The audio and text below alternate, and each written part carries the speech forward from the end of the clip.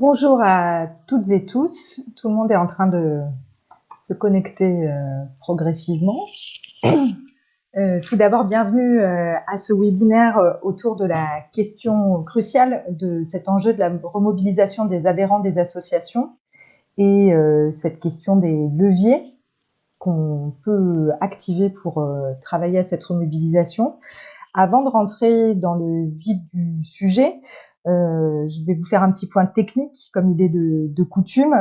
Comme nous sommes dans un format webinaire, les communications se font juste par le chat, la petite barre que vous voyez sur votre écran intitulée Vos questions, où vous pouvez juste en bas de cette barre poser vos questions. Elles seront modérées pendant tout le déroulé du webinaire. Donc, si vous avez des problèmes techniques ou alors des questions par rapport à ce que diront les intervenants et les intervenantes, vous pouvez les poser ici. Il n'est pas possible d'activer ni le micro ni la caméra. Toutes les questions se feront par écrit.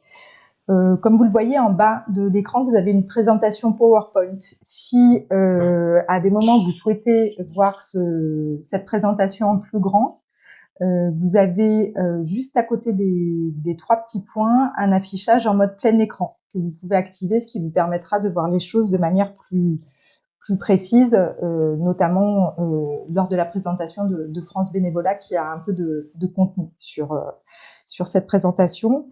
Et enfin, puisque on a déjà eu la question, l'ensemble des ressources qui sont liées à ce webinaire, que ce soit la vidéo, le support de présentation ou des éléments de ressources, vous seront adressés d'ici à la fin de la semaine. Donc, toutes les personnes qui ont été inscrites à ce webinaire, qu'elles soient présentes aujourd'hui ou pas, recevront l'ensemble de ces éléments. Donc, voilà pour les éléments techniques. Si j'en ai oublié ou s'il y a des problèmes, n'hésitez pas à en faire part sur la barre de chat. Nous tâcherons d'y répondre.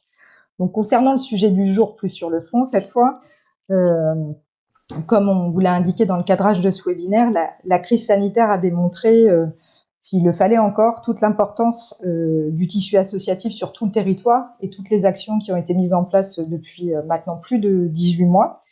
Et parmi elles, il y a eu aussi une grosse action de soutien à ce tissu associatif par les réseaux, les têtes de réseau, les associations nationales au plan national et territorial. Beaucoup d'inscrits et d'inscrites aujourd'hui font partie de ces organisations pour faire face à cette situation inédite. Mais en même temps, cette période, elle a révélé la force du fait fédératif, le fait d'avoir une fédération, un réseau auquel s'adresser, de faire réseau pour pouvoir s'épauler dans cette période un peu complexe, mais aussi elle a exacerbé des problématiques antérieures à cette situation où les réseaux, où les associations avaient un enjeu autour du fait de faire vivre ce fait associatif, expliciter ce qui nous permet de faire association. Donc, cette question de l'adhésion était un sujet central avant la crise sanitaire. Elle l'est d'autant plus aujourd'hui en cette période de relance de l'activité associative. Et elle concerne deux types de structures, à la fois les adhérents qui participent directement aux activités des associations en tant que personnes physiques, nos enfants, nous, quand on participe à une activité culturelle, une activité sportive, dans beaucoup de champs, mais aussi les adhérents au réseau en tant que personnes morales, les associations dont je parlais qui adhèrent à ces réseaux et qui travaillent en collectif sur des sujets de vie associative. Donc là, il s'agit majoritairement d'associations, mais il peut aussi s'agir d'autres formes d'entités juridiques, par exemple des collectivités territoriales ou des structures de l'ESS qui peuvent être affiliées à ces réseaux. Pour beaucoup d'organisations, ce contexte a mis cette question d'adhésion au premier rang des priorités. Beaucoup se sont réinterrogés, et nos intervenants le diront, sur la manière dont on explicite ce qu'apporte le fait d'adhérer à une association au-delà d'un service proposé. Et pour les réseaux, notamment, différents chantiers ont été relancés sur ce qu'apporte le fait de se regrouper et comment on l'explicite. On a bien conscience aujourd'hui qu'au-delà de cet enjeu, et ça a été dit dans les différentes contributions qui ont été faites par les inscrits à ce webinaire, sur cette question de la relance, la question du pass sanitaire pèse beaucoup sur cette relance. On ne va pas l'aborder aujourd'hui, parce qu'elle est traitée via différentes actions. Nous aussi, on le traite par ailleurs par le biais de Fort aux questions. Les associations et les fédérations traitent de cette question-là. Aujourd'hui, on est plutôt sur cet angle-là. On a été obligé de faire des choix. Donc, on espère qu'ils vous intéresseront, en tout cas. Comme je l'ai dit, et je le redis, puisque c'est une question assez récurrente, les ressources vous seront vraiment intégralement envoyées à l'issue de ce webinaire, donc ne vous inquiétez pas. On essaiera de vous adresser aussi un petit questionnaire pour voir s'il y a des sujets par rapport à ce premier tour de table qui vous intéresseraient d'approfondir. Donc, il n'y a pas que moi qui vais parler. Donc, aujourd'hui, pour aborder ces sujets, nous avons invité un certain nombre d'intervenantes et d'intervenants que je vais présenter. Brigitte Duhaut, qui est déléguée générale de France Bénévolat. Vincent Clivio, qui est directeur du développement et de la vie associative au sein de Famille Rurale. Michael Huette, qui est directeur vie associative et engagement à la Ligue de l'enseignement, qui est accompagné par Fanny, Sarah Brassens, qui est chargée de mission à l'UFOLEP, Johan Penel, qui est président de la Fédération de badminton, et Frédéric Frunder, qui est délégué général du mouvement associatif. Je les remercie beaucoup d'avoir accepté notre invitation. Et je vais demander à Johan, Michael, Fanny et Vincent de m'indiquer dans un premier temps, donc d'activer leur micro et de me dire, avant de rentrer plus en détail, me donner 2 ou 3 enjeux principaux pour me dire en quels termes cette question d'adhésion en tant que personne morale et personne physique s'est posée au sein de votre organisation et dans quelle mesure ça a été un sujet. Voilà. Je vais laisser la parole dans un premier temps à Vincent. Bonjour à toutes et à tous. Pour Famille Rurale, alors ce que je vais dire va concerner aussi très largement l'ensemble de nos associations. L'adhésion, c'est ce qui fait la force de nos associations locales. C'est tout à la fois un indicateur de la nature et du nombre d'acteurs, de membres qui constituent l'association. C'est aussi évidemment ce qui permet de peser sur la dotation en moyens de l'association. À savoir moyens matériels, humains, économiques. Est-ce qu'on a ou non accès à une salle communale, à un établissement recevant du public? C'est souvent lié au nombre d'adhérents ou de licenciés mobilisés. Sur le plan associatif, c'est aussi ce qui permet l'exercice de nos engagements démocratiques et ouvre, si nous y sommes attentifs, à la participation et à la prise de responsabilité. Et on considère qu'on a pour enjeu permanent de permettre la transformation de nos adhérents personnes morales, mais aussi de nos adhérents personnes physiques, en acteurs de l'association et de son projet à tous les échelons du mouvement. Donc voilà un peu les enjeux qu'on peut mettre en avant. Merci. Johan, je vais vous poser la même question pour ce qui concerne la Fédération de badminton. Bonjour à toutes et à tous. Merci Marion. Je vais rejoindre ce qu'a dit Vincent. En tant que tête de réseau, nos membres, ce sont des associations, ce sont elles qui font la démarche de s'affilier à la fédération. Et puis ces clubs, ces associations ont elles-mêmes des adhérents qui deviennent les licenciés de la fédération. Donc les enjeux sont évidemment et en premier lieu une question d'appartenance. C'est ce que la crise a amplifié, puisqu'elle n'est qu'un révélateur, hein, Marion l'a rappelé. Ça n'a fait qu'amplifier le fait qu'il y a une méconnaissance finalement de notre utilité, du sens de cette licence fédérale. Et donc l'enjeu évidemment pour l'avenir, pour cette crise, c'est d'arriver à redonner du sens, à faire la pédagogie de nos missions en tant que tête de réseau auprès de nos clubs, mais aussi auprès de leurs adhérents.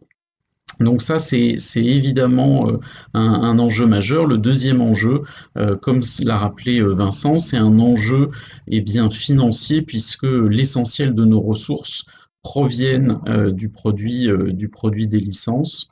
Et au-delà de ça, hein, c'est le sens de cette communauté qu'on essaye d'animer.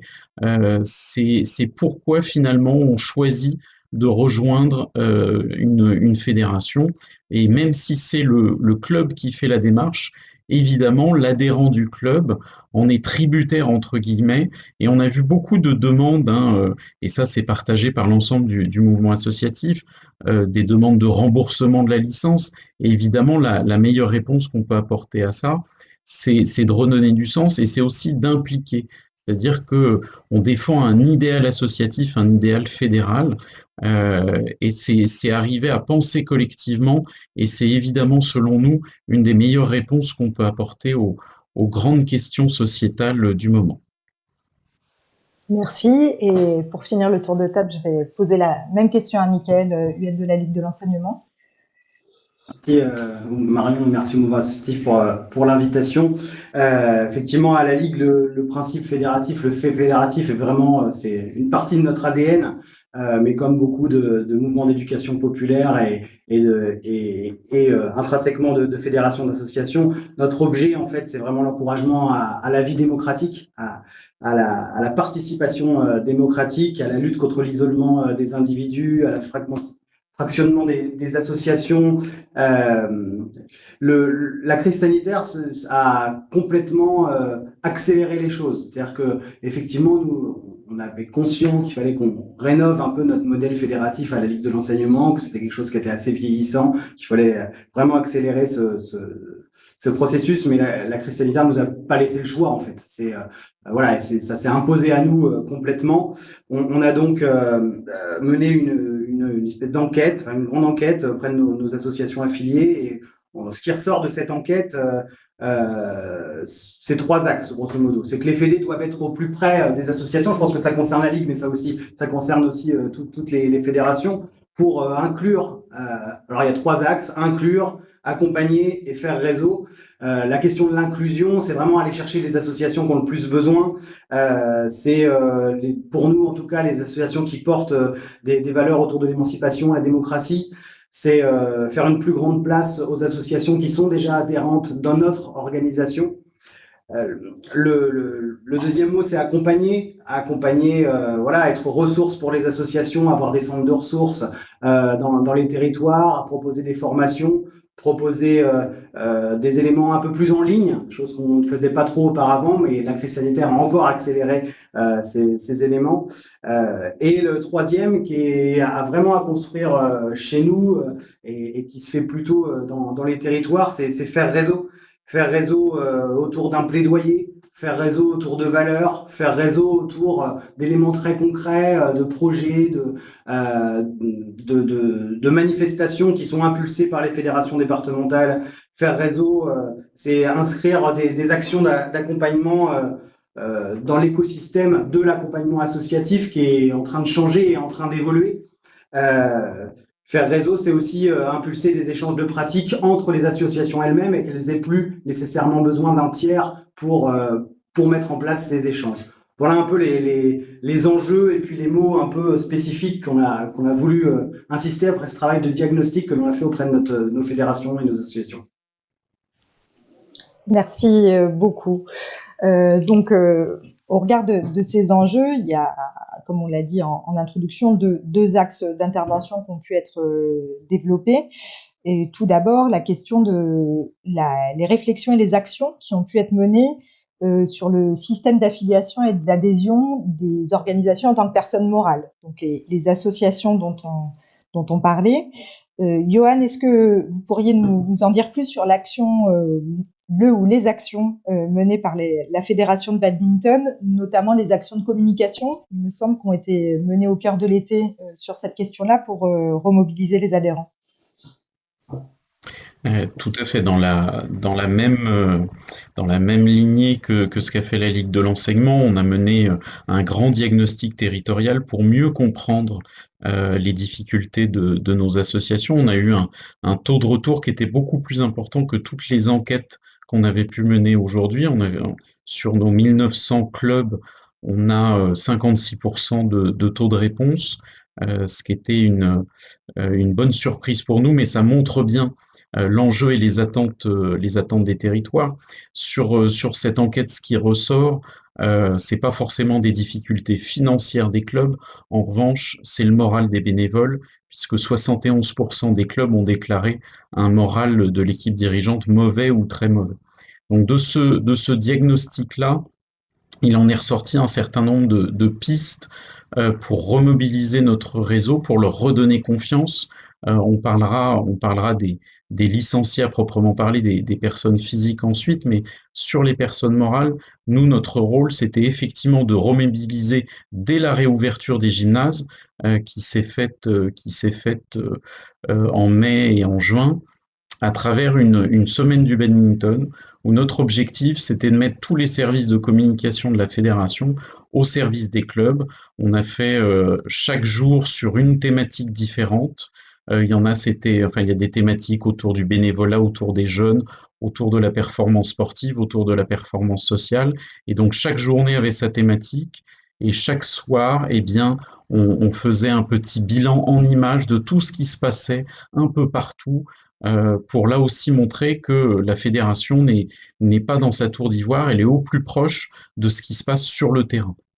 Et donc cette semaine du badminton a pu fédérer aussi, a pu attirer les regards sur le dynamisme et la créativité de nos associations pour vivre, même quand les gymnases étaient fermés, et évidemment encore plus quand les gymnases ont rouvert. On a aussi accompagné la reprise, puisque le but n'était pas de se blesser une fois que la reprise était là. Donc on a mis en place un guide de reprise en douceur avec des spécialistes du monde de la santé et de l'entraînement. Et puis on a aussi fait un geste, non pas sur la licence pour les adhérents, mais pour l'affiliation pour les clubs, pour essayer d'alléger un petit peu leur charge en ce début de saison, avec une baisse de 50% de notre affiliation. Et puis, il y a l'aide qu'on a pu leur apporter sur le fonds de relance, puisque en tant que tête de réseau, l'État nous fait confiance sur la redistribution d'un certain nombre de subventions.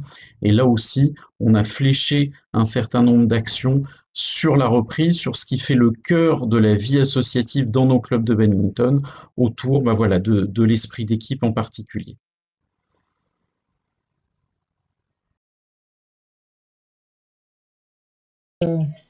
Explication riche. Mickaël, en préparant ce webinaire, au niveau de la Ligue de l'enseignement, tu as évoqué à la fois la mise et la remobilisation des adhérents à travers la mise en place de projets, d'actions. Tu as évoqué notamment la semaine de la laïcité que vous mettiez en place, et tu l'as commencé à l'évoquer en introduction, la question d'une campagne de communication sur cette question de la remobilisation des adhérents en tant que personne morale. Oui, effectivement, l'idée c'est de renouveler un peu nos modes de communication, d'interaction avec nos associations, et de tenter de développer un sentiment d'appartenance au réseau, et vraiment un sentiment de fierté à notre réseau. Et pour ça, on va utiliser différents moyens. Le premier serait, et là c'est pas trop une action de communication, mais de pouvoir être beaucoup plus clair dans les plaidoyers que l'on pousse au niveau national, et de surtout pouvoir mettre en place des vrais outils de communication de ces plaidoyers au niveau local. On a vraiment un enjeu de lisibilité. Je pense qu'une fédération d'associations comme la Ligue ou d'autres doit communiquer plus efficacement, doit être plus pertinent, et doit surtout adapter sa communication à un public de dirigeants associatifs, parce que c'est le public cible, pour qu'eux-mêmes portent ces plaidoyers sur les territoires. Et là, on a encore pas mal de travail à faire. On a aussi développé, dans le cadre d'une campagne de communication, alors ça peut paraître être des choses toutes bêtes, mais des éléments, et en tout cas c'est un peu révolutionnaire à la Ligue de l'enseignement, des éléments de communication, vraiment de sentiment d'appartenance, des petits macarons, des petits badges, des choses comme ça. C'est pas grand chose, mais on espère que ça va pousser à faire réseau, voilà, et que la notion de fédération, comme on pouvait l'entendre il y a une vingtaine d'années, c'est-à-dire un peu plombante, un peu surplombante, pour les associations, passe plus à une notion de mise en réseau, et qu'on ait plutôt cette fonction-là qui soit mise en avant. L'idée, c'est de passer à l'action aussi, c'est-à-dire que ponctuer l'année de manifestations pilotées au niveau national, mises en œuvre par les fédérations départementales, sur lesquelles on peut communiquer assez globalement, un peu comme nous a expliqué Johan sur la semaine sportive, c'est-à-dire voilà, des événements qui sont co-organisés par les fédérations départementales de la Ligue et ces associations membres du réseau. En fait, on a besoin de créer vraiment une place à l'association. Il faut que les associations multiplient leur place leur espace d'implication. Les fédérations doivent multiplier ces espaces d'implication, c'est-à-dire donner des endroits dans leur fédération où les associations ont toute la place. On peuvent aussi amener des initiatives et ces initiatives doivent être entendues et mises en œuvre par les fédérations départementales. On a besoin de renforcer absolument cette notion de mutualisation de projets, d'outils, de matériel. Enfin, vraiment, c'est quelque chose qui est pour nous très, très important. Concernant l'affiliation et l'adhésion, notre système est relativement vieillissant, un peu. On a besoin de poursuivre un travail réel de simplification du parcours d'affiliation et d'adhésion. Et l'idée, c'est de digitaliser beaucoup plus. On passe par les outils digitaux. Donc voilà, on a effectivement tout ce qui est signature électronique qui se met en œuvre, paiement en ligne, un parcours utilisateur beaucoup plus lisible, des espaces ressources pour les dirigeants. En fait, l'idée, c'est que l'affiliation et l'adhésion redeviennent un levier à l'engagement et non un frein. Aujourd'hui, on constate que voilà, on veut bien travailler avec nous, on veut bien faire des trucs avec nous, et quand il faut passer à l'affiliation, c'est un peu galère techniquement, c'est un peu compliqué. Voilà, que ce soit vraiment quelque chose qui permette d'accéder à des ressources et pas un frein technique ou un frein administratif, quoi. Voilà, l'idée, c'est vraiment d'inverser la tendance.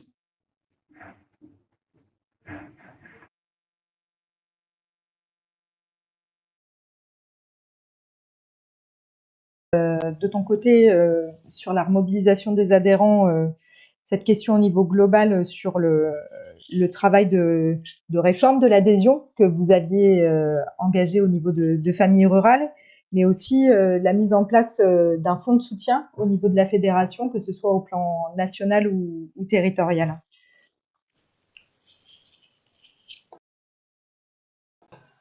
On ne t'entend pas. Il y a le micro qui est coupé, je pense.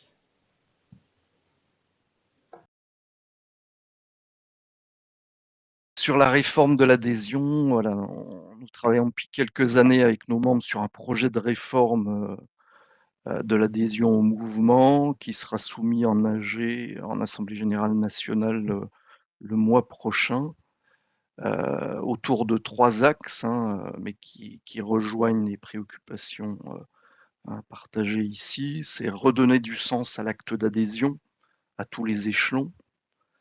C'est également s'ouvrir à de nouveaux membres, parce que vous savez que Famille Rurale est à la fois une association familiale, d'éducation populaire et association de protection du consommateur, et que les clés d'entrée sont souvent par l'ancrage familial.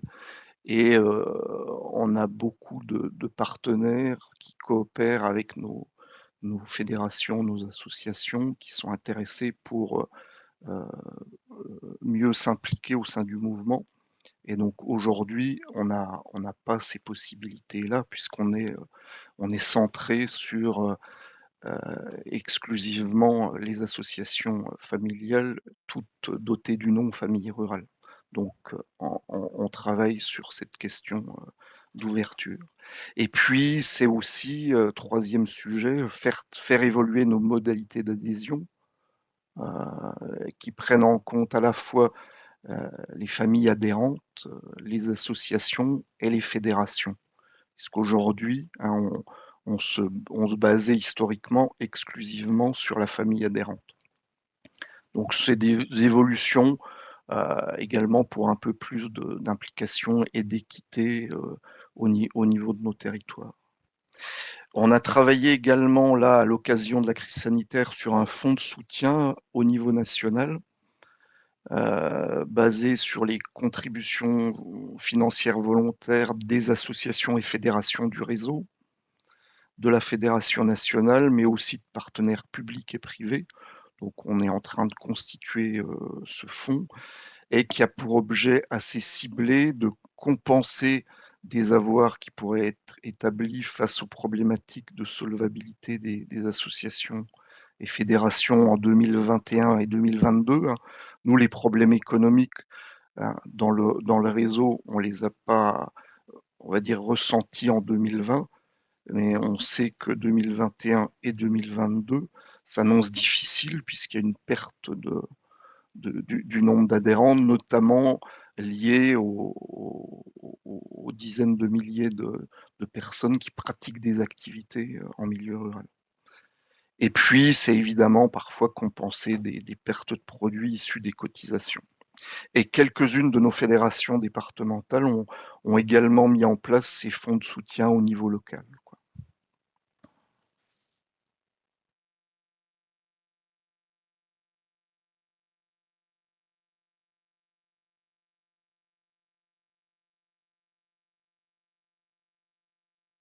On va passer à l'échelon direct et le lien plus direct avec les personnes bénéficiaires des activités concernant la mobilisation des adhérents en tant que personnes physiques.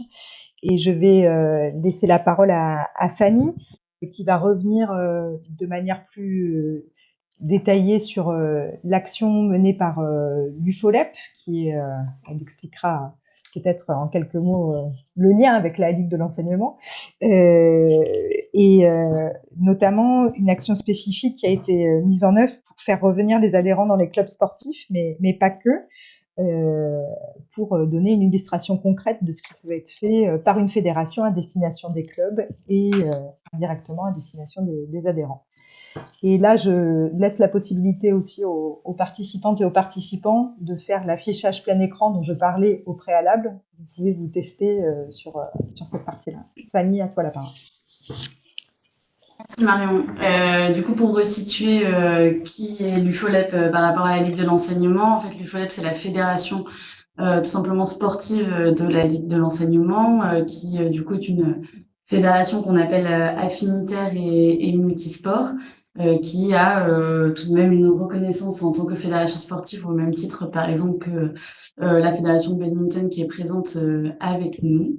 Donc voilà, c'est quelques éléments sur l'UFOLEP. Donc concernant l'opération découverte, voilà, qui s'affiche devant vous, on a pensé que c'était intéressant de vous expliquer un peu cette opération que l'UFOLEP mène depuis déjà plusieurs saisons, mais qui revêt vraiment un caractère spécial cette année compte tenu des enjeux de la reprise sportive de ce début d'année.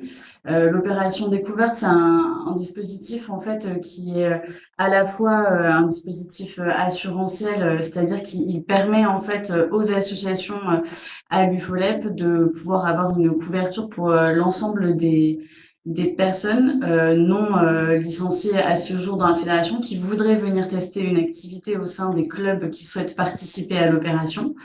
Donc en fait, c'est une opération qui est aussi une opération de communication en parallèle, puisqu'il y a voilà tout un packaging en fait de communication qui est offert au club selon les différentes familles d'activités qui sont présentes à la fédération et qui donc leur permet de pouvoir faire venir et communiquer sur leurs activités pour que les personnes puissent venir s'essayer et tester des activités. Et on a fait le choix de ne pas le proposer uniquement en début d'année, là en septembre, mais on l'a instauré dès juin finalement pour aussi pouvoir pendant l'été susciter cette attente et cette excitation en fait finalement à l'idée de revenir dans les équipements sportifs. Et il y a notamment certains choix aussi graphiques qui ont été faits pour vraiment mettre en avant les équipements sportifs et peut-être recréer aussi cette nostalgie un petit peu du lieu dans lequel on a plaisir à se retrouver. Donc c'était des éléments qui ont été particulièrement voilà mis en avant dans cette opération découverte. Et on est aussi dans l'optique de le reproposer à une autre période de l'année, c'est-à-dire en janvier, parce que on a la particularité d'avoir différentes activités sportives à l'UFOLEP qui ont des saisonnalités en fait qui sont relativement différentes. avec certaines pour lesquelles ça va se caler un peu sur la saison scolaire classique et d'autres pour lesquelles ça va commencer un peu plus tard. Donc, c'est aussi dans cet enjeu de répondre bien à l'ensemble des besoins de nos associations. Il y a un autre élément, un autre dispositif sur lequel je voulais aussi communiquer, c'était un site qu'on a créé à destination de nos associations pour qu'elles puissent en fait personnaliser leurs outils de communication, donc toujours dans l'optique de faire venir des adhérents, hein. On est toujours quand même sur ce sujet de l'attractivité pour les personnes physiques, pour les futurs adhérents des associations. Donc c'est un site en fait sur lequel les associations ont la possibilité de personnaliser à la fois ce qui va être des flyers, des petites plaquettes de présentation, mais aussi des bandeaux pour les réseaux sociaux, et avec l'idée d'avoir une campagne aussi sur les super-héros finalement pour essayer de donner une espèce de dynamique un petit peu à cette reprise sportive. Donc voilà, là-dessus, je n'aurais pas spécialement plus de choses à dire, mais c'est vraiment quelque chose qui peut être intéressant pour les associations, une fois de plus, dans la perspective d'avoir des services et d'avoir un accompagnement aussi auprès de nos associations pour qu'elles puissent réussir au mieux leur rentrée. Et là, cet élément qui vous est projeté par rapport au marrainage, là pour le coup, c'est plutôt sur les personnes morales, donc ce qu'on voyait avant, mais c'est l'idée en fait qu'une association, en invitant une autre association à venir rejoindre la fédération, elle va pouvoir bénéficier d'une réduction. Et cette opération, elle a un caractère particulièrement intéressant du point de vue notamment de la solidarité entre membres de la fédération qu'on essaye aussi d'instaurer, c'est-à-dire de pouvoir faciliter ou encourager en tout cas les relations plutôt horizontales entre nos membres et pas uniquement entre nos instances départementales et nos membres. Et du coup, c'est aussi cette solidarité qui peut s'organiser entre les associations et voilà une forme d'entraide aussi pour rejoindre une tête de réseau et un mouvement. Ouais. Et il y avait un dernier point, effectivement, qui était là aussi, à nouveau, relatif plutôt aux personnes morales. En fait, c'est un outil qui est mis à disposition de nos comités départementaux pour justement les aider dans toute la stratégie de reprise et de campagne d'affiliation en début d'année envers les associations. Et là aussi, en fait, on est parti du principe qu'il y avait vraiment un intérêt à personnaliser les outils sur les territoires de façon à ce qu'il puisse y avoir une communication la plus ciblée et la plus personnalisée possible. Donc, ça fait partie d'un packaging général d'outils qui permet aux comités départementaux ou aux associations de mieux faire passer les valeurs et leurs projets en fait pour cette rentrée. Et il y a peut-être un élément que j'avais pas forcément mis sur les diapos, mais que je pouvais repointer, et peut-être que Johan pourra aussi en parler, mais il y a au niveau du mouvement sportif eu cette volonté de la part de plusieurs institutions, notamment CNOSF et le ministère des Sports, de proposer un outil qui s'appelle qui est un quiz en fait finalement pour inviter les pratiquants à venir tester ou répondre à des questions pour voir quel sport serait le plus approprié finalement pour eux et pour leur pratique. Et c'est un élément aussi qui est intéressant parce qu'on a vu plusieurs institutions le faire, proposer ce type d'outils, et ça montre bien qu'il y a cette même envie de faire se poser des questions aux futurs adhérents potentiels sur quelle pourrait être l'activité ou les valeurs qu'ils aimeraient voir dans l'association qu'ils pourraient intégrer cette année. Voilà. Merci beaucoup. Je vais passer directement la parole à Vincent Clivio de Famille Rurale pour nous indiquer quels accompagnements directs ou indirects ont été menés par la Fédération Famille Rurale sur le sujet. Alors déjà, pour remettre en avant l'importance de l'organisation fédérale, hein, c'est-à-dire le rôle de la Fédération nationale, c'est d'accompagner ces fédérations, et nos fédérations jouent un rôle essentiel dans l'accompagnement des associations au niveau local. Et ça, on l'a vu à travers la crise. On a vu à travers la crise là, le caractère essentiel de cette proximité et du bien fondé pour les associations d'être fédérées dans une situation complètement incertaine.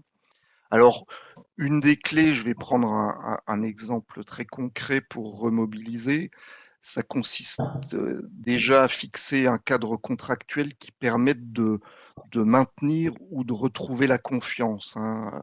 Je parle ici notamment des adhésions individuelles et des cotisations aux activités pour lesquelles nous devons rendre visibles les modalités éventuelles de remboursement en cas d'interruption des pratiques. C'est ce qui s'est passé déjà il y a 20 mois et puis qu'on a retrouvé à l'automne dernier.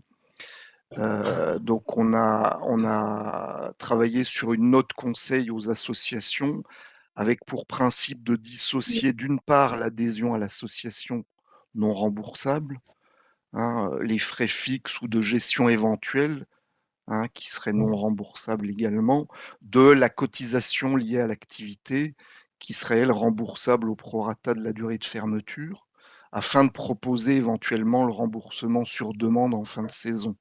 Ça, c'est un élément important parce qu'on rencontre beaucoup de personnes qui disent moi, j'ai pas trop envie de. Je me suis fait avoir une fois ou deux, j'ai pas trop envie de payer une nouvelle fois si la crise sanitaire perdure. Donc, il y a quelque chose de l'ordre. Et cette préconisation-là, on l'a fait aussi en tant qu'association de consommateurs parce que on se doit aussi d'avoir une lecture de ce point de vue-là. Quand quelqu'un paye 200 € l'année pour chacun de ses enfants, eh bien, on ne peut pas non plus juste renvoyer à la solidarité associative pour dire on n'a pas assuré d'activité sur 8 mois de l'année et on garde la totalité du montant, si ce n'est pas une décision collégiale hein, au sein de l'association. Autre élément hein, qui ont déjà été mis en avant, hein, mettre en place des activités, des événements dès que possible, dès la reprise, hein, pour montrer une forme de résilience, d'implication aussi au niveau local, quelle que soit la situation. On rencontre aujourd'hui des situations liées à la question du pass sanitaire avec des familles qui ne veulent pas forcément venir, avec des professeurs qui veulent parfois se désengager. Mais si on veut répondre aux besoins des populations, comment on doit se positionner pour pouvoir organiser un mode d'accueil, quelles que soient nos convictions personnelles sur ce sujet. Et puis, dernier élément, hein, c'est essayer de travailler pour modifier nos modalités d'information et de communication sur l'adhésion. Donc là, le timing est un petit peu décalé lié à notre timing de réforme. Hein, et donc, on souhaite retravailler sur un récit commun sur l'adhésion, hein, fondé évidemment sur l'histoire, les valeurs de l'association. Développer la formation des bénévoles et des salariés en termes d'accueil, d'écoute, de communication, puisque c'est le moment de l'adhésion, c'est aussi, même si on dématérialise, ce qui compte, c'est aussi la prise de contact et c'est le moment aussi d'être à l'écoute des adhérents. C'est également réviser l'ensemble des supports et outils de promotion de l'adhésion. Et puis, un dernier point, de proposer des campagnes saisonnières autour de l'adhésion, à l'instar de ce que propose le mouvement associatif depuis hier.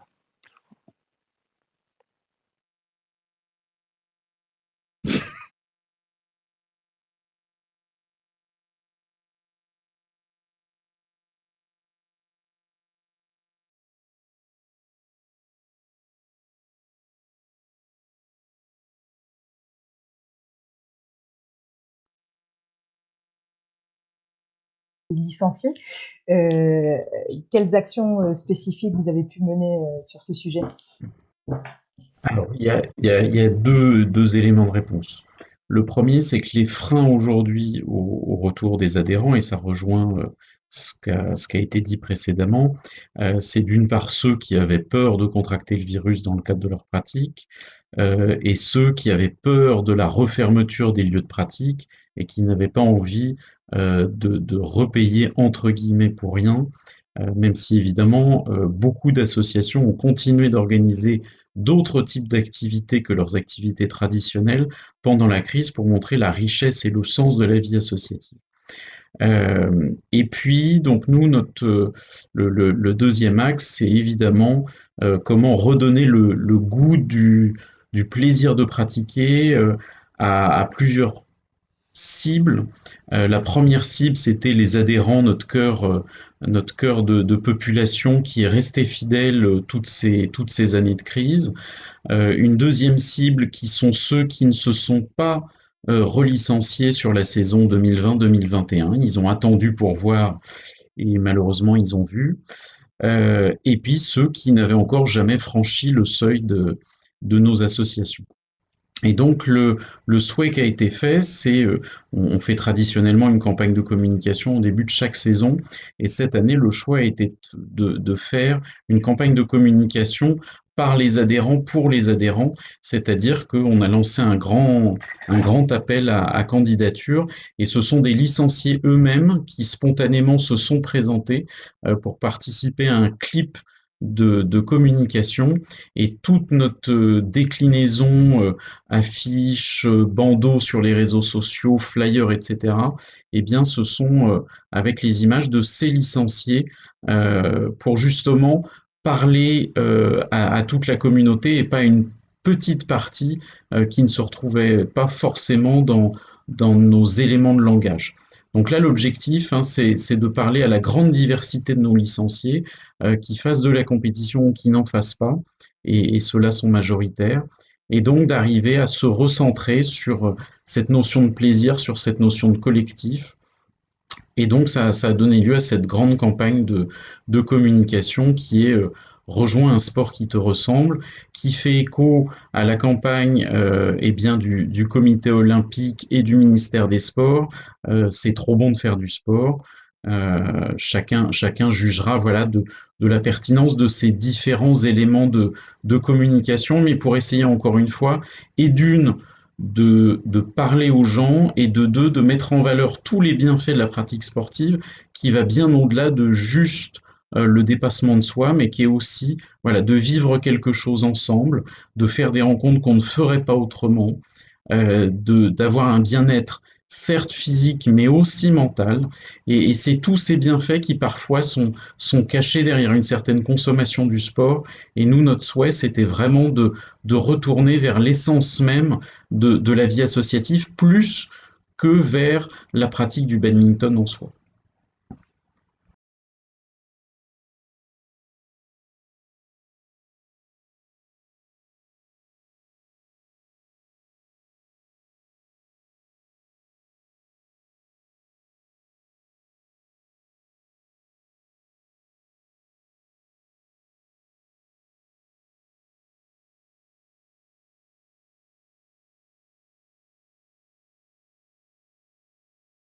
Je vais lire les trois et on va voir qui d'entre vous peut y répondre.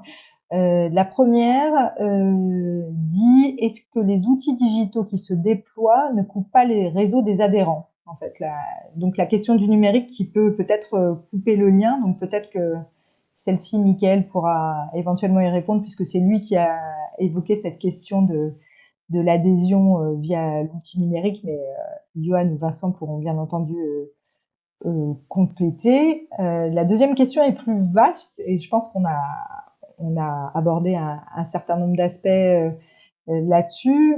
La question est: redonner du sens à l'acte d'adhésion. Oui, mais comment? Alors, vaste sujet, vous avez illustré de manière un peu globale, mais peut-être qu'on peut ajouter quelques éléments complémentaires.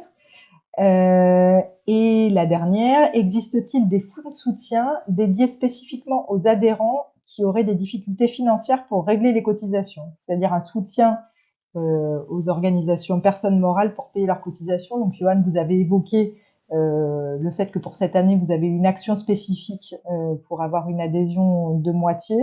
Peut-être qu'au niveau de famille rurale, au niveau de la ligue, vous pouvez évoquer un mécanisme spécifique qui peut être activé. Voilà, donc peut-être, Mickaël, je te laisse la main sur la première question et on voit avec Johan et Vincent pour les autres.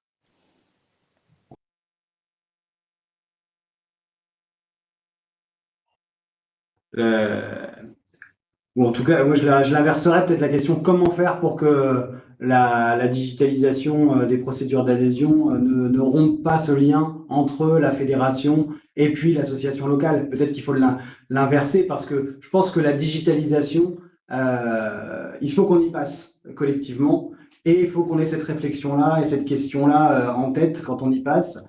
On ne peut pas aujourd'hui proposer, enfin on l'a vu avec la crise sanitaire, on a tout de suite réagi, et je pense que le secteur associatif a plutôt bien réagi à proposer des visios d'accompagnement, des outils d'accompagnement, à passer cette période un peu difficile, etc. On l'a revu encore sur la crise sanitaire, sur le pass sanitaire, pardon. Donc on doit être dans l'air du temps, et je pense que être dans l'air du temps, c'est aussi proposer des parcours digitalisés qui soient de qualité, des sites internet qui soient de qualité, des espaces adhérents qui permettent d'accéder à des ressources très facilement. Enfin voilà, je pense que c'est un enjeu aussi, nous, alors vous savez, la Ligue d'enseignement, c'est une vieille structure d'éducation populaire. On a un enjeu aussi de modernisation de notre image. Qui est plutôt voilà 152 ans d'existence, ça commence à faire et du coup voilà il faut et je pense que c'est le contact humain qui reste privilégié, même si on met en place de la procédure de digitalisation.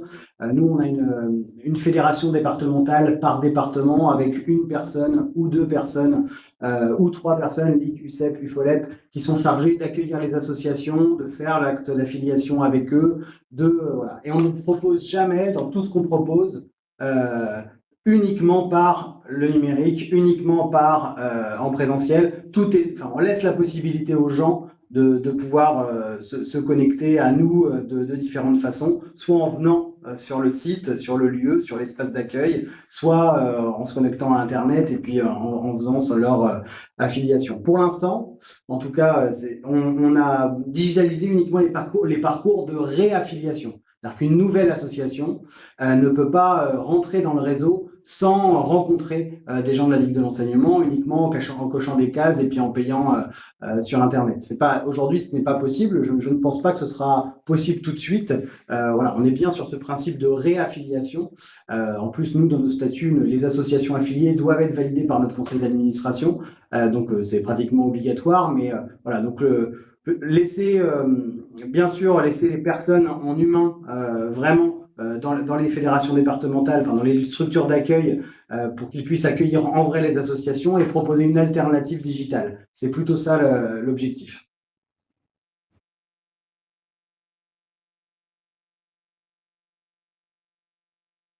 La personne qui a posé la question a précisé de dire que c'était plutôt à destination des personnes physiques. Et donc, les actions plus spécifiques qui pourraient être données pour un adhérent à une association locale de famille rurale ou à un club sportif. Vincent, Johan, qui voudrait se lancer? Je peux aborder un sujet, c'est à la fois redéfinir qu'une adhésion, c'est aussi l'appartenance à un mouvement plus large ou à une fédération à différents échelons, et que sans une fédération de badminton, on n'aurait peut-être pas tous les moyens dont on est doté au niveau local dans son gymnase pour pratiquer. C'est aussi remettre en avant que l'adhésion concrétise, qu'on le veuille ou non, un soutien, qu'il soit formel ou informel à l'action de cette fédération ou de ce mouvement plus large. Et puis, évidemment que l'adhésion donne accès à des activités et des services réservés aux membres, a priori. Donc, c'est retravailler sur ces questions-là pour ensuite déterminer comment on va essayer de mettre les choses en avant au niveau de l'adhérent, hein, et comment on ne va pas se réduire à juste une approche cher, bon marché, pourquoi je paye, où va l'argent, etc. C'est-à-dire donner à voir cette nécessité, quand on est au sein d'une structure fédérale, ben, il y a tout un dispositif de formation des cadres, il y a tout un dispositif d'organisation d'événements ou de compétition pour le monde sportif, il y a tout un dispositif lié à l'arbitrage, il y a à la formation et à la spécialisation des pratiquants. Donc on peut donner à voir tout ça qui dépasse le seul cadre du lieu de pratique ou du lieu d'implication.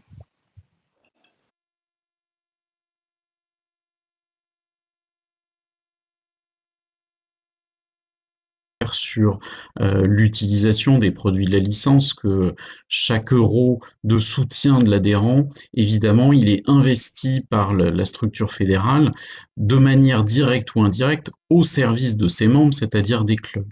Et ça, souvent, le retour sur investissement, entre guillemets, il est absolument pas partagé. Je pense que sur le faire savoir, on a un gros travail à faire pour améliorer les choses et donc développer ce sentiment d'appartenance, parce que quand on est convaincu qu'on donne de l'argent pour des bonnes raisons, évidemment, les choses sont plus faciles. Sur la question des fonds de soutien, etc. Typiquement sur le monde sportif, il y a un dispositif qui s'appelle le Passeport, qui est mis en place par l'État. C'est 50 € de réduction pour les familles éligibles à l'allocation de rentrée scolaire sur les moins de 18 ans. Très souvent, et ça les associations ne le savent pas toujours, il y a beaucoup de dispositifs municipaux, des conseils départementaux, des conseils régionaux d'aide à la licence, à la prise de licence dans des associations sportives, culturelles. Et donc tous ces dispositifs-là, ils sont perdus dans un fouillis de communication, un brouhaha dans lequel aujourd'hui les dirigeants associatifs sont complètement perdus entre tout ce qui concerne le sanitaire, tout ce qui concerne le financier, toutes les enquêtes que les uns et les autres nous pouvons mener. Donc évidemment, notre rôle de tête de réseau, c'est aussi de débroussailler et de donner les bons réflexes aux dirigeants associatifs pour qu'ils puissent orienter leurs adhérents vers les bons dispositifs de soutien, mais il y en a énormément qui très souvent ne sont pas mobilisés à 100%. Merci.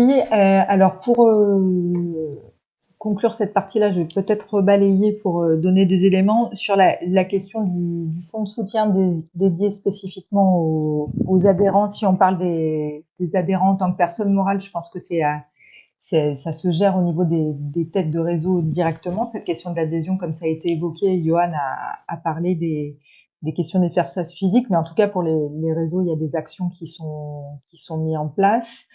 Vincent, il y a plutôt une remarque, et je pense que vous avez pointé l'enjeu quand tu parles de l'évolution d'une adhésion plutôt vers des personnes morales et que l'entité adhérente soit peut-être moins fortement la question des familles. Je pense, et avec un risque de perte de valeur, je pense que vous avez ça en tête, en tout cas. C'est pas l'objet. Hein, voilà, c'est plutôt d'arriver à un équilibre. Oui, c'est vraiment c'est de manière complémentaire. C'est pas un changement de cap. Hein, notamment, on développe depuis quelques temps des tiers-lieux en milieu rural qui mobilisent d'autres formes de mobilisation collective avec des gens qui souhaiteraient nous rejoindre, mais qui ne sont pas structurés en tant qu'association traditionnelle. Donc, c'est comment on arrive à s'ouvrir à nouveau. Voilà. Mais évidemment qu'on s'appuie sur les familles adhérentes. Hein, c'est évident. Ok, alors ensuite plutôt des remarques sur une phase de remboursement des cotisations des adhérents. Plusieurs fédérations ligues ne participent pas tous à l'effort global. Cela se fait de gré à gré avec chacune en fonction de l'activité proposée. comment serait-il possible d'avoir une action commune au niveau national ou local? Ça, je laisse la question, je vous la laisse en tête, on verra si on la gère ensuite pour pas perdre trop de temps.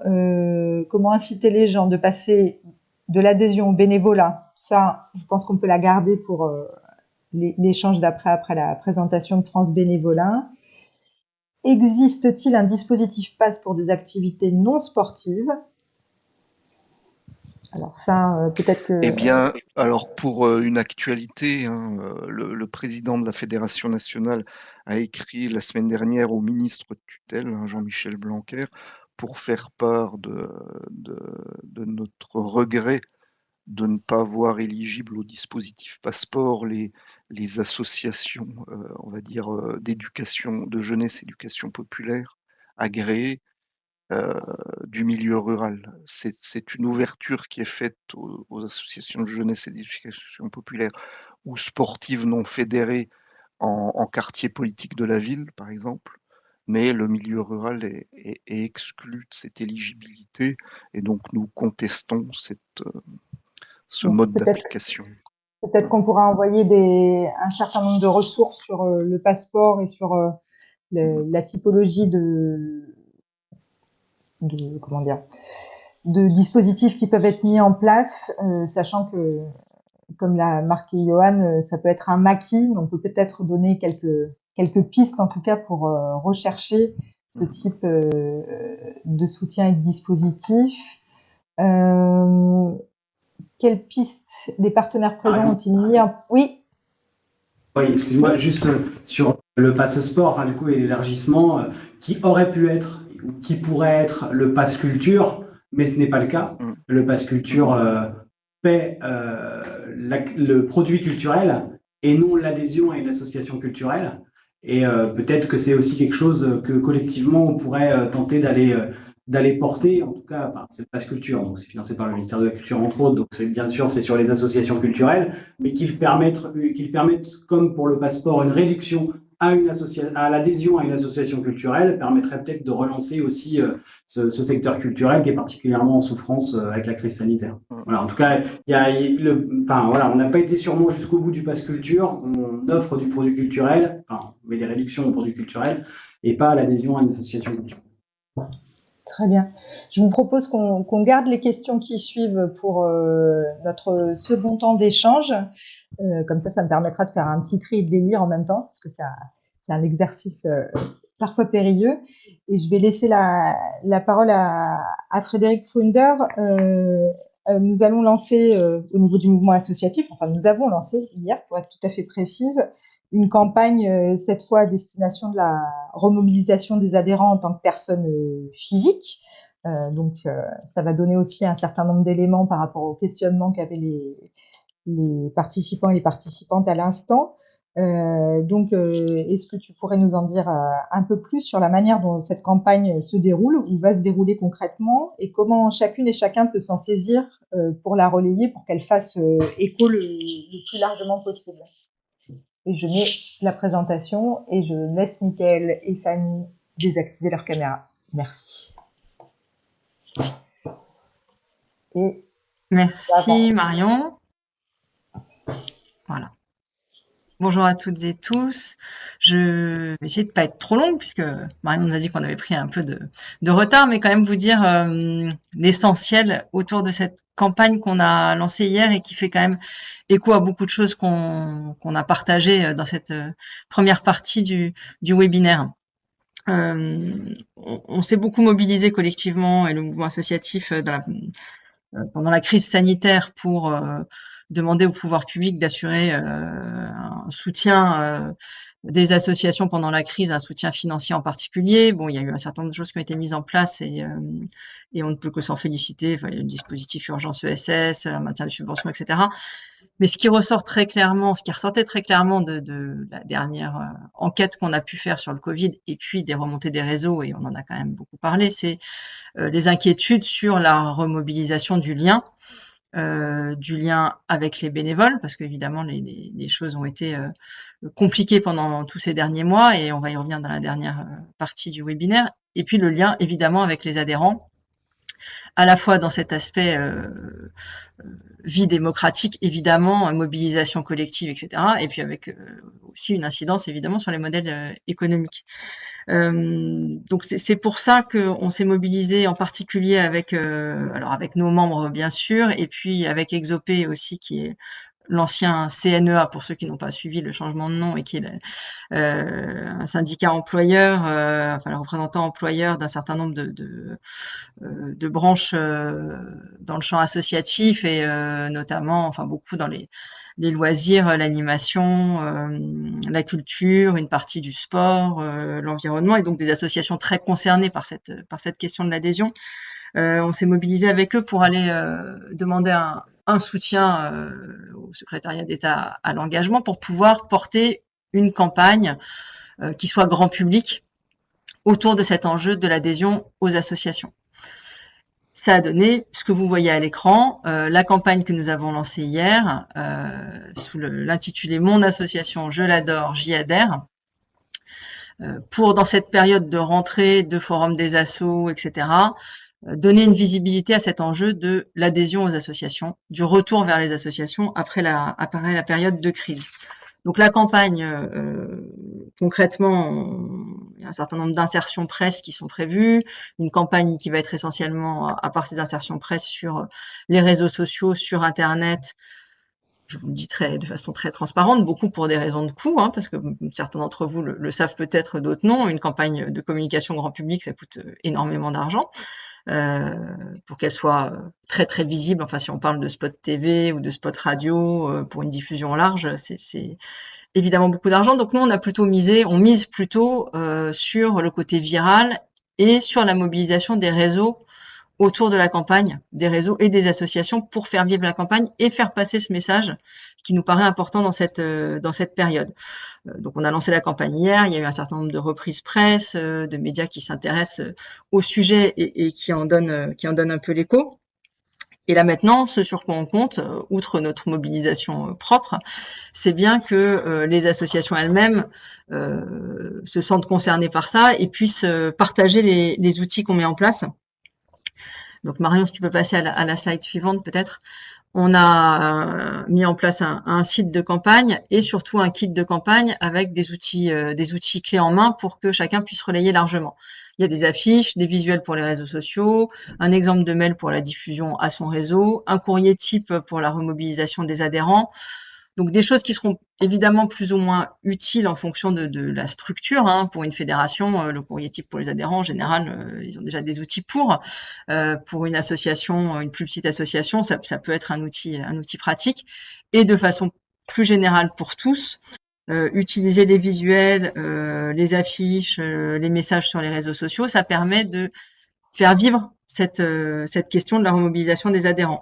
On l'a vu, certains secteurs, certaines fédérations ont développé des campagnes propres à leur champ d'activité, qui leur sont spécifiques, et heureusement. Mais là, nous, on a une vocation un peu plus transversale, on va dire, qui peut venir en complément de ces outils-là, ou servir des associations ou des champs qui n'ont pas forcément développé de campagne en propre, pour des questions de moyens parfois. Et puis, c'est aussi un message plus général, je dirais plus politique, et qui là aussi fait écho à ce qui s'est dit précédemment. Rappeler que les associations, c'est avant tout du collectif, et que adhérer à une association, c'est au-delà de l'activité, retrouver ce collectif, retrouver une animation, un sens, un partage, et puis que évidemment l'adhésion, c'est le cœur de la vie associative, que la vie associative a besoin de tous, que c'est un bien commun qui a besoin de tous. Donc c'est aussi le message qu'on veut faire passer avec cette campagne-là. On a décliné le visuel de la campagne en scénettes thématiques. Donc là, j'avais pas la place de tout vous mettre, mais si vous allez sur le site, vous pourrez facilement les trouver, qui permet d'illustrer les différentes activités associatives. Et donc, chacun peut s'en saisir et trouver un visuel. Alors, peut-être que ça ne va pas coller exactement à toute la multiplicité, de la diversité des associations, mais on a quand même essayé de couvrir assez large. Donc, les uns et les autres peuvent trouver des visuels qui correspondent davantage à leurs activités et qui font écho à ce qu'ils proposent à leurs adhérents. Là, on est vraiment en plein dans la période des forums des associations notamment. Et on se dit que c'est un bon moment pour que les associations s'en saisissent, le rendent visible et qu'on ait ce message commun, en plus des messages que chacun peut développer pour inciter les adhérents à revenir. Voilà, donc l'adresse du site, vous l'avez, www.asso-j'adore-j'adhère.fr. Voilà, pour faire rapide. Je suis restée dans les temps, je crois. Merci Frédéric, tu nous as permis de reprendre un peu Pardon, je vois une question sur être référencé sur ce site, je ne l'ai pas indiqué. Sur le site de campagne, on fait un lien vers dataasso.gouv, qui est le site qui est mis en place par la GEBVA et qui référence toutes les associations inscrites au répertoire national des associations, au RNA. Donc en fait, toutes les associations, puisqu'une association qui se déclare a automatiquement un numéro au RNA. Et dataasso.gouv recense toutes ces associations. Merci Frédéric. Je vais à présent, on a clôturé cette phase sur la question de la remobilisation des adhérents. Comme on a eu beaucoup de questions dans les inscriptions autour de la remobilisation des bénévoles, on a choisi de laisser un temps de présentation à l'association France Bénévolat autour de l'action qu'ils ont lancée à l'été sur la question de la remobilisation des bénévoles, puisqu'on est sur un outil qui peut être mobilisable par beaucoup d'entre vous. Et je vais laisser la parole à Brigitte Duhaut pour nous présenter ces éléments-là. Là, pour le coup, la fonctionnalité plein écran peut avoir toute sa pertinence, puisque les slides sont un peu concis, sont un peu denses, on va dire. Voilà, Brigitte, je te laisse faire défiler et prendre la main. Très bien, merci Marion. Je vais aussi me mettre en plein écran. Je vais te laisser. Est-ce que tu peux, Marion? Oui. Voilà. Voilà, nous y sommes. Une précision au démarrage, je ne vais pas vous présenter en totalité ce que nous avons appelé ce guide. Il s'agit ici, puisqu'on va manquer un petit peu de temps, il s'agit de vous proposer, de vous présenter la démarche que nous avons conçue avec ensemble au sein de ce que nous appelons notre commission interassociative qui concerne une trentaine de nos membres nationaux. Cette question du bénévolat, dès le début de la crise sanitaire, s'est posée pour bon nombre des associations. C'est la raison pour laquelle nous nous sommes mis en route dès le démarrage, dès le deuxième trimestre de l'année 2020, pour observer, être à l'écoute de ce qui se passait au niveau du bénévolat, échanger et réfléchir justement en vue de la sortie de crise pour s'outiller et puis proposer aux associations. Voilà, attendez, je fais défiler. Voilà, c'est un petit peu un guide, c'est-à-dire une trame de réflexion. Il ne s'agit pas, on l'a vu, au regard de la diversité des associations, des questions qu'elles peuvent se poser chacune dans leur contexte, de proposer des recettes toutes faites. C'est bien le sens de cette démarche qui sera traversée par 3 questions en réponse aux effets de la crise que nous estimons incontournables, à savoir comment faire revenir les bénévoles, comment intégrer également les nouveaux bénévoles et comment renouer avec la convivialité, le plaisir d'être ensemble. L'objectif qui est donc d'accompagner, d'aider les associations, c'est dans un premier temps d'identifier les enjeux qui vont les concerner. On vient de voir au travers des interventions qui ont précédé sur la question de l'adhésion, combien les modalités pouvaient être distinctes d'un mouvement, d'une organisation à l'autre. Donc, les enjeux, nous en avons identifié un certain nombre, on peut en identifier d'autres, néanmoins on en propose. Et puis derrière ces enjeux, quelles vont être les actions adaptées à chacun des contextes. Et il nous semble que là, cette réflexion peut être l'objet de se réunir, de faire une réflexion en équipe pour donner ensemble un nouvel élan.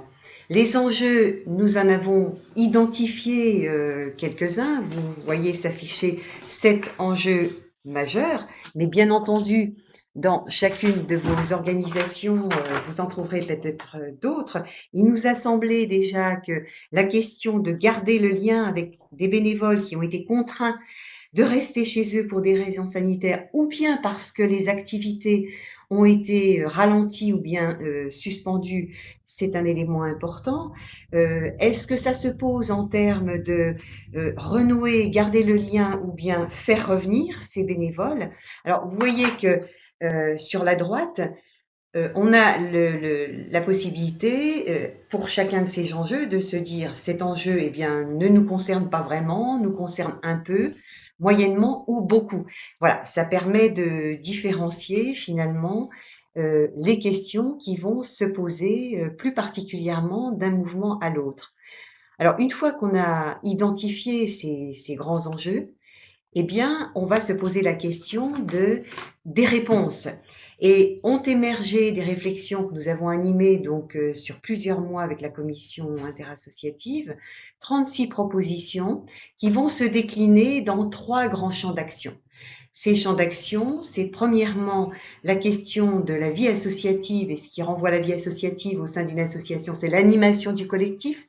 Il s'agit donc ici d'interroger les modes d'animation, de fonctionnement, ceux qui sont à maintenir, à réactiver, à stimuler et si besoin à modifier en profondeur. Le deuxième grand champ, c'est tout ce qui va concerner les activités et les missions bénévoles, des missions, alors les missions actuelles comme les nouvelles issues de la crise, voire celles à inventer en cohérence, bien entendu, avec le projet associatif. Et enfin, le dernier champ d'action, c'est le lien avec les bénévoles anciens, réguliers, ponctuels, les nouveaux, les futurs. Et pour aller plus loin, donc il s'agit là de penser, repenser, là encore, les modes d'animation des équipes. Pour chacun de ces champs d'action, on a, j'allais dire, présenté, donc on va le voir tout de suite concernant le premier champ, celui de la vie associative et l'animation du collectif, des propositions qui vont concerner l'immédiat, c'est-à-dire ce qu'on peut mettre en œuvre à court terme. Là, par exemple, à court terme, concernant l'animation du collectif, eh bien, est-ce qu'on peut maintenir les réunions, ce sont des exemples, hein, liés à la vie associative en visio, en adaptant le rythme, réunions plus courtes, plus fréquentes ou en alternance, ou bien programmer dès que possible une rencontre physique pour chacune des instances de l'association pour permettre à chacun de se relancer, ou encore, bien entendu, avoir en tête de respecter le choix des bénévoles qui sont encore réticents à revenir en présentiel, ou encore inciter, pourquoi pas, les bénévoles à se faire vacciner pour pouvoir se réunir à nouveau. Et alors, à chaque fois, une petite grille qui permet de savoir si cette proposition, nous la retenons au sein de notre association ou pas. Alors, ça concerne des propositions qui peuvent j'allais dire, s'imposer à court terme. À moyen terme, il s'agira à ce moment-là d'anticiper. Et là, sur la question de l'anticipation, toujours concernant le fonctionnement de l'association, on peut identifier les bons usages du numérique pendant la crise, identifier ceux qui sont à maintenir, voire à développer pour un bon fonctionnement de la vie associative au sein de notre mouvement. Identifier également les nouveaux besoins, les nouvelles interpellations qui ont été révélées tout au long de la crise sanitaire. Et puis, pour les associations, les fédérations, les unions ayant un réseau, s'assurer que les relais d'animation départementaux, régionaux sont bien opérationnels. Enfin, à un troisième stade, à beaucoup plus long terme, là, on parle d'innovation.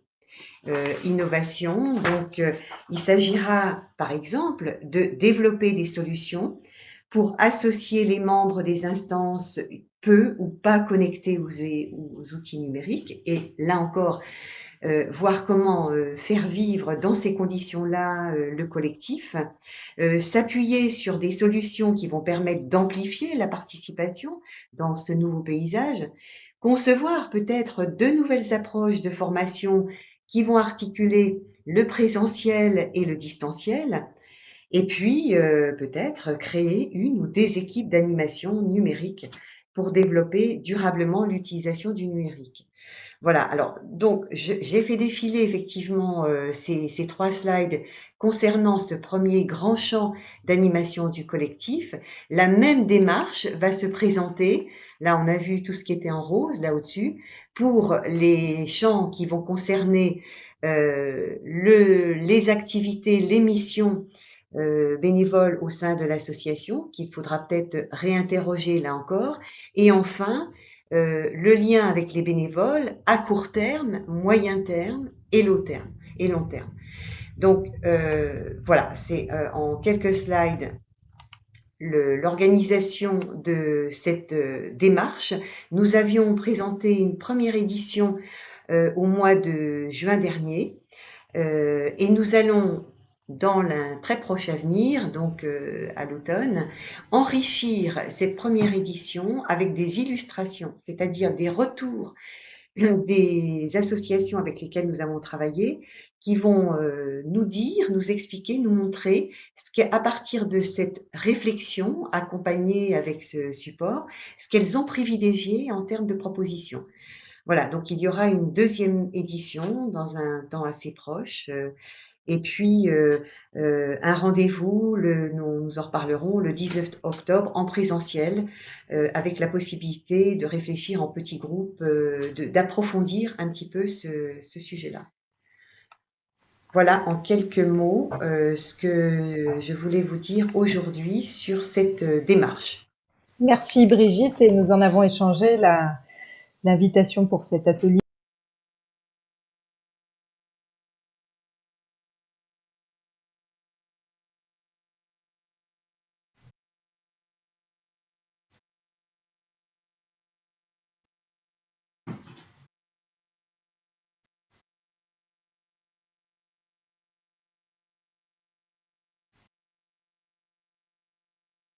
Déjà, je vais réafficher tout le monde. Vous pouvez tous réactiver vos caméras pour ce dernier temps de questions. Je vais profiter du fait que Brigitte avait la parole pour lui poser une question un peu en deux volets. Il y a une question plus globale qu'on ne va peut-être pas résoudre aujourd'hui, mais qui est le questionnement autour du passage d'adhérent à bénévole et comment on bascule. Je pense que peut-être le guide que vous proposez peut être un levier ou en tout cas un angle à exploiter pour l'association. Je te laisserai peut-être en dire plus. Et il y a une remarque plutôt, ou peut-être, je ne sais pas si tu as la réponse, mais il y a le frein actuel pour des bénévoles de la mise en place du pass sanitaire qui peut en freiner quelques-uns. Donc la personne demande que dire aux bénévoles qui souhaitent arrêter leur action avec la question du pass sanitaire, leur demander d'être patients, quels arguments peuvent être donnés par rapport à ça. Deux questions un peu complexes. Alors... Donc, Bien sûr que le pass sanitaire peut être un frein. J'allais dire, la recommandation que l'on fait vis-à-vis des bénévoles anciens ou peut-être à venir, c'est déjà de se rapprocher d'eux, de ne pas les laisser effectivement se poser un tas de questions. J'allais dire, on n'a pas de recommandation type, hein, c'était bien le sens d'ailleurs de ce guide, il n'y a pas de recette toute faite. Justement, toutes ces questions sont à réfléchir au sein de son mouvement, de son organisation, pour voir qu'est-ce qui va faire levier, qu'est-ce qui va permettre de conserver l'envie de rester dans l'association et d'agir au sein de son mouvement.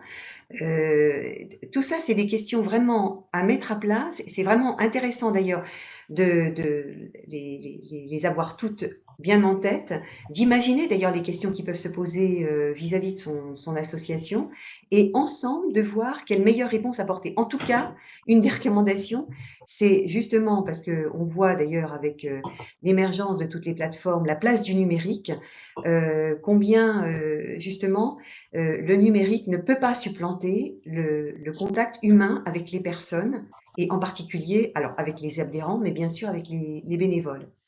Bon, ça c'était pour la deuxième question. Donc effectivement, patienter, peut-être expliquer pour ceux qui ont des réticences par rapport aux obligations, au pass sanitaire, en parler déjà, et puis voir comment les choses peuvent malgré tout avancer. Merci. Alors pour la passerelle, alors je ne sais pas, oui, la première question, ça ne me concerne pas directement ou seul, donc on peut être plusieurs à réfléchir à ce passage de l'adhésion au bénévolat en tout cas, en sachant que nous, on s'était posé aussi la question de qui sont les adhérents dans nos associations. On avait fait au sein de la commission interassociative une petite enquête pour voir à quoi renvoyait le terme adhérent au sein des différentes associations présentes, et on voit qu'il y a là encore une grande diversité de situations. Et on l'a vu déjà avec les intervenants précédents. On a des adhérents qui vont s'acquitter d'une cotisation et soutenir le mouvement, et puis des adhérents bénévoles et des bénévoles pour lesquels l'adhésion n'est pas requise. Donc, on a toutes sortes de situations. Donc, bien voir en fonction des réalités de l'association et d'en discuter, et le support que vous proposez est aussi un support de mise en discussion et de mise en questionnement dans la structure qui peut aider sur ces sujets. Avant de… Marion? Oui. Oui, juste peut-être ce que nous on va essayer de mettre en place à la Fédération de badminton et de manière générale, c'est d'arrêter de toujours présenter le bénévolat comme chronophage et énergivore, et par contre de mettre en avant les côtés bénéfiques, tous les bienfaits de cette activité bénévole, que ce soit en termes d'acquisition de compétences, d'enrichissement personnel, de rencontres, d'émotions, et voilà, et de mettre les côtés positifs en avant. On est dans une société où on pointe souvent du doigt ce qui va pas, et ces parcours de vie enrichis par le bénévolat, on veut essayer de le mettre en image, de le valoriser, pour donner finalement l'envie de rejoindre ces équipes autour d'un projet associatif. Ça a été dit dans les commentaires, le projet associatif doit rester au cœur de ces clubs, de ces associations, et évidemment l'aspect co-construction et intelligence collective pour concevoir les projets associatifs sont primordiaux. Très bien. Alors, avant de vous laisser la parole sur une question, sur la question du modèle économique de l'adhésion, en fait, il y a eu plusieurs sujets là-dessus, sur comment avoir les informations sur ce qui se fait au niveau de la commune, comment permettre aux personnes qui n'ont pas forcément la possibilité d'avoir des déductions fiscales sur ce sujet de travailler cette question-là. Je pense qu'il y a à la fois une information qui effectivement est accessible via les fédérations, qu'on soit adhérent ou non d'ailleurs. Enfin, il y a des éléments qui sont publics en fait pour toute association, et aussi de voir sur son territoire, se renseigner sur les différentes actions qui sont mises en place. Voilà, sur cet aspect-là, il y avait une question qui est un peu plus fondamentale et cruciale, qui est posée par les participantes, c'est quid des associations qui ne sont pas affiliées, celles qui sont plus petites, qui s'interrogent aussi sur le coût que a la question de l'affiliation, et comment faire venir ces structures à une affiliation sur différents sujets. Alors, il y a une personne qui était d'une fédération de danse, mais est-ce que vous avez les uns ou les autres une réflexion sur ces sujets-là, et une personne évoquée éventuellement de partager une trame d'argumentaire ou d'éléments de langage, comme on dit en bonne communication, sur le modèle fédératif. Qu'est-ce que ça peut apporter? Mais on a apporté un certain nombre d'éléments tout au long de ce webinaire. Donc voilà. Qui veut se lancer sur cette question? Moi, je veux bien. Oui. Vas-y. Alors bien sûr, je fais la promotion de l'affiliation en tant que telle, peu importe au réseau, mais c'est pas trop le sujet. Je pense que on a aussi des structures dans les territoires qui permettent l'accessibilité à l'information et à la formation, que ce soit des associations qui soient affiliés ou non. On a, enfin, encore, pour l'instant, en tout cas, on a les CRIB, on a pour les assos employeuses, voilà, c'est sûrement des DLA aussi qui peuvent vous accompagner, les PIVA, PAVA, PIVA Plus et autres écosystèmes de l'accompagnement associatif. En tout cas, je pense que c'est vers ces personnes-là qui sont souvent des membres de réseaux associatifs ou des animateurs de réseaux associatifs qu'il faut aller en premier contact, et ça vous fera aussi un contact avec un réseau en plus d'avoir l'information et éventuellement la formation, vous le souhaitez, vous aurez aussi un contact avec un réseau. Et après, c'est vrai que enfin, je l'ai vu définir la question là, et c'est vrai que c'est pas facile pour une association ou pour un dirigeant associatif de faire la promotion ou de pouvoir avoir la validation de son CA pour appartenir à un réseau. Alors bien sûr, on va mettre le champ du sport un petit peu de côté avec voilà, même si ça pourrait être aussi une question.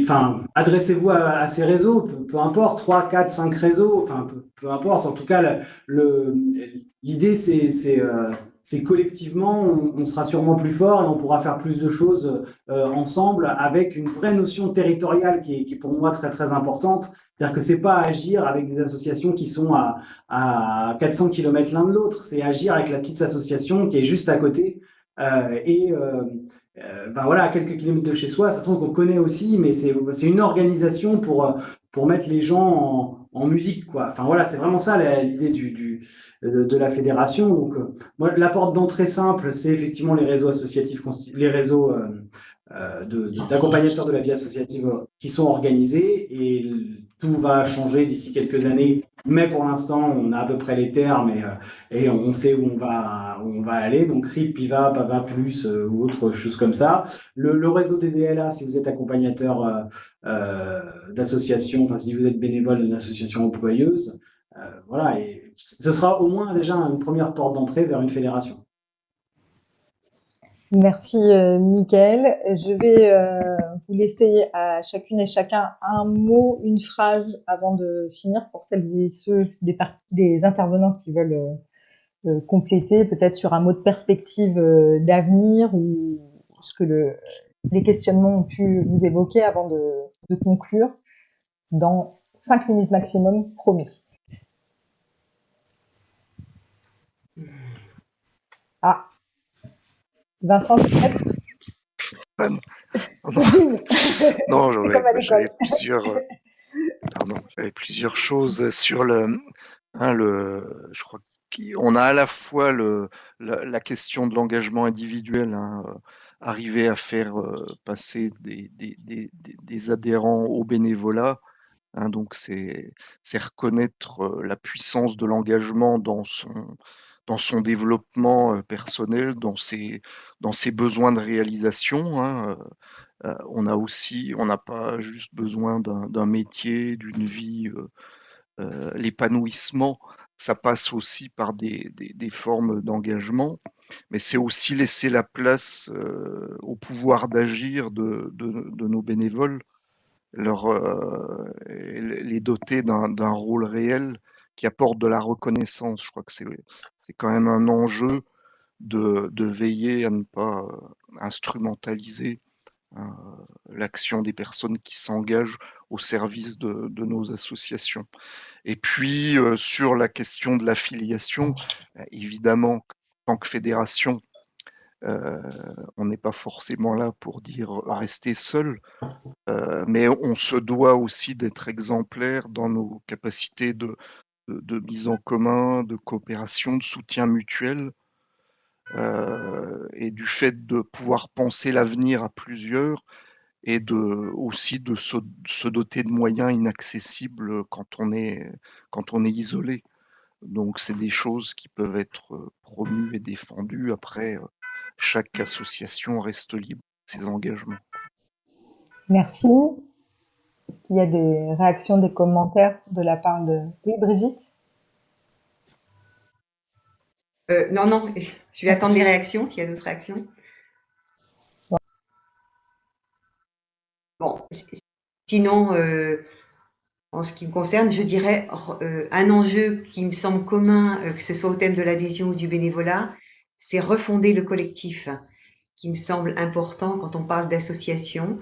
Et avec ça, privilégier, et je pense que ça doit avoir un impact sur pas mal de sujets touchant à la gouvernance, par exemple, privilégier, développer la transversalité des échanges et faire en sorte que chaque partie prenante, chaque instance, chaque individu trouve sa place au sein de ce collectif et en soi et se sente acteur. Voilà, donc pour moi, c'est refonder le collectif.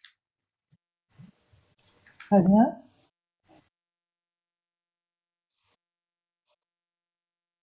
Terminer sur cette note positive des uns et des autres. On est à la croisée des chemins pour le monde associatif après cette crise dans laquelle on est encore aujourd'hui. Et voilà, moi, dans le monde idéal dans lequel j'aimerais vivre, on serait tous bénévoles et voilà, on contribuerait tous à construire un monde meilleur. Donc, nos bénévoles, je tiens à les remercier du fond du cœur pour tout ce qu'ils font et puis qu'on arrive effectivement à retrouver du sens dans ce qu'on fait au quotidien. Merci. Frédéric, tu veux ajouter un petit mot? Oui, alors vraiment juste un petit mot pour dire ce que je trouve intéressant aussi là dans nos échanges, c'est qu'on voit bien que les fédérations, les têtes de réseau sont vraiment au travail pour renouveler des pratiques, justement repenser le sens, mobiliser, etc.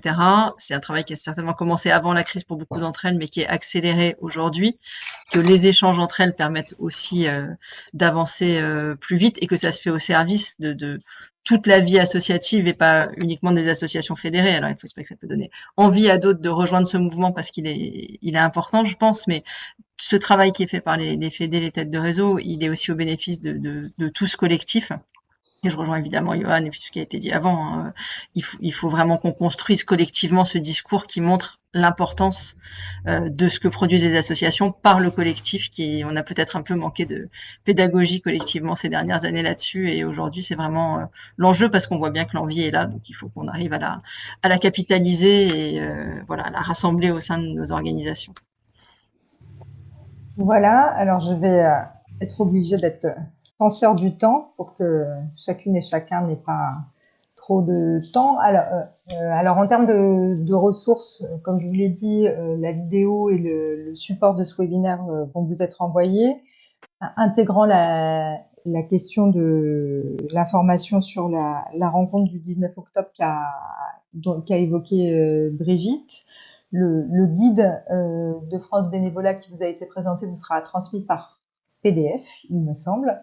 Je voulais aussi faire un peu d'autopromotion pour dire que sur cette question de la remobilisation, le mouvement associatif a mis en place il y a presque un an déjà un outil qui s'appelle l'Inclusiscore, qui permet de de se questionner en tout cas sur comment rendre son association plus inclusive. Donc ça rentre aussi dans cette question de l'adhésion. Donc vous avez l'adresse du site.